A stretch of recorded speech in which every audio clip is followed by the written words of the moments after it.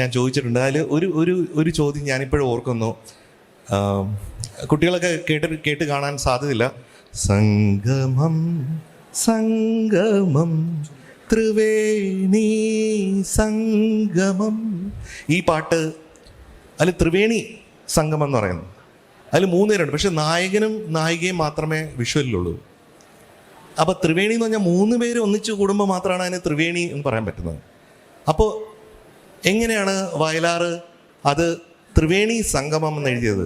2 പേര് തമ്മിൽ കൂടിച്ചേരുന്നതിന് എങ്ങനെയാണ് ത്രിവേണി സംഗമം എന്ന് പറയുന്നത് എന്നുള്ളത്. അപ്പോൾ ഞാൻ മാസ്റ്ററോട് ചോദിച്ചപ്പോൾ മാസ്റ്റർ പറഞ്ഞ ഉത്തരം നിങ്ങളുമായിട്ട് ഷെയർ ചെയ്യാനായിട്ട് ആഗ്രഹിക്കുന്നു.